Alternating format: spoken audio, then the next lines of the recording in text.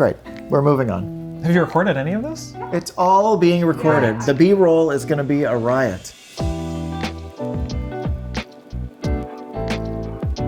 My name's Colton. I'm the founder of Housebound Interiors, which is an online lifestyle store, and we sell busts, sculptures, artwork, and various home decor items.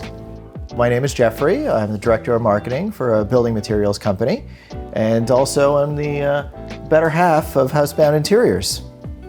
It was very move-in ready, which was a selling feature. We didn't have to rip down any walls. However, it was a little boring.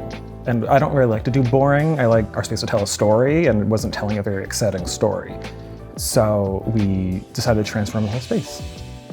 Over time, Colton would come up with these crazy ideas about how he wanted me to transform the space, and it fell on me really to figure out a way to make that happen. So whether that was installing the wall trim or doing the backsplash or changing the flooring, that really fell on me to execute on the wild and excellent vision that Colton had for the apartment. The hardest part by far was the marble flooring. The angled cuts on the checkerboard floor were painful, to say the least. I had actually set up a water saw in the shower in order to create the tiny fragments to fit the angled cuts that were required. I don't think it's a project I would tackle again. In my mind, it seemed very easy. But I had to leave the house for a couple of days while it was happening because it stressed me out. But the space that we're in right now is our living room. It's really our main space. It's our dining room. It's our hangout. The bookcase behind us is very much the focal point of our space because it highlights all of our current obsessions. And it's a constant rotation, weekly, monthly, daily. If you came back in a week, it would all be changed. I'm a firm believer in your home should truly be who you are. I don't really like to follow trends. I just buy what I like, and if you truly love what you buy, you'll find a home for it. So that's really why we founded Housebound Interiors, is because I have a bit of a shopping problem, and I just keep buying what I like. So eventually, things that I still love, but didn't have room for, needed to find a home. So it initially was a vehicle to enable his shopping addiction, and quickly evolved into a very complex and interesting e-commerce platform for us. So we've been actively looking for product, combining vintage and new pieces that really resonates with our personalities and hopefully with our audience as well. So the furniture is a mix of vintage pieces, heirloom pieces from my family. 90% of the stuff in here is vintage. There's some pieces like the coffee table, the couch, the chair in the corner is all off the shelf essentially. But then we mix it in with his boobies chair and a bar cart table that I got for very little money in Buffalo. We really love equestrian portrait paintings. So 2 we sourced from a auction house, and the other 2 we sourced from Facebook Marketplace. I've never ridden a horse, but I like to look at a horse, so this is kind of our compromise. I mean, it's a little strange that we have a Picasso print in the fireplace with a bronze bust, but I think it works for this space, and I don't think it needs to make sense all the time. Going to a big box store and finding a vase and mixing it with, we have a 3rd century Roman water vessel in our bookcase as well. My favorite piece right now is probably the faux bamboo marble table in the corner. Again, another Facebook Marketplace find. I drove hours for it, and it barely fit in our car, but it was worth it, and it's extremely heavy, and I will never sell that. We also use it for dining as well, so when we have a small dinner party, we move it out to the middle of the space and set up a little dinner party. The majority of people's homes and condos, especially in Toronto, we don't have fireplaces, but we wanted some kind of architectural interest of the space, and that's why we put in this fake fireplace, which was actually a Facebook find, and it was only $150, so don't sleep on Facebook Marketplace. So we have this very large sculpture with the iron obelisk next to them, and then lights that we sourced on Etsy.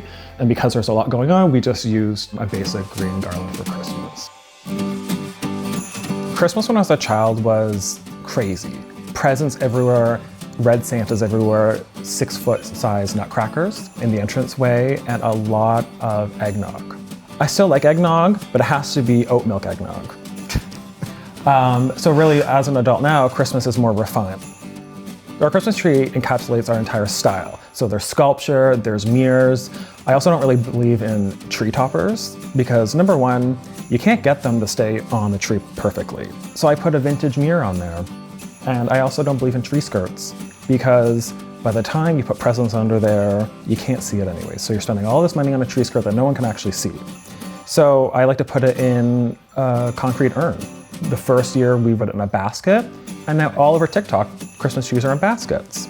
So I like to think I started that, but I didn't actually. But I just like something that's unique and that you don't see everywhere. And I think that's what our tree is, and our tree is very much our style. So the elements that really get the most swapped are everything. Everything changes all the time. So I mean, sometimes I change out our lighting seasonally. The fireplace always gets restyled. So during fall, I fill the entire fireplace with pumpkins. Obviously, this is what it looks like at Christmas time. The bar cart is always evolving. We have different favorite drinks all the time. We love a margarita, so that's always a staple. So the kitchen was an interesting project that's kind of evolved as the time has gone on, as we've lived in the space. So it started with this salt and pepper granite countertop that became quite a challenge to attempt to change. So we decided to leave that in place and then change everything else around it. The backsplash was a tedious project that involved custom sourcing some antique mirror tile, and we went with a 3x9 bevel. We had installed it with a brick pattern and carried it all the way above the cabinets, which was, I thought, a nice architectural interest. So the kitchen may not seem like that much of a functional space, but we don't really cook. So we've got our coffee station set up, and the rest pretty much just carries in the theme from the rest of the space with some decorative objects. The bedroom had a barn door, which we quickly removed, and never really figured out a solution. At one point, the bedroom was eggplant. Yes.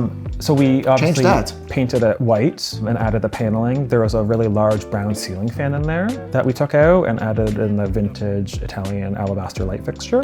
It's a continuation of the space, right? Similar fabric, similar textures, and what we find to be a very cozy space for us.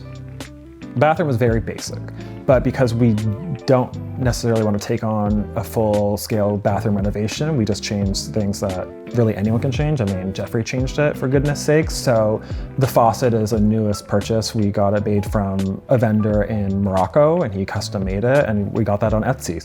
Sometimes the duties are a bit of a surprise, so you really need to do your research.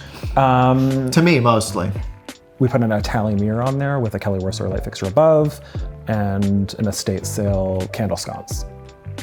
Usually the day ends with me bringing home very strange and unique items, and Geoffrey panics a little bit and questions what we're gonna do with it. Show and tell when you come home is a nerve-wracking experience most days. You really never know. I also have a lot of items that remind me of Geoffrey's reaction to me bringing them home. I brought a sculpture of a foot home, and I just don't like the foot. That's it. I don't know why there's a foot. I don't like feet, actually. Okay.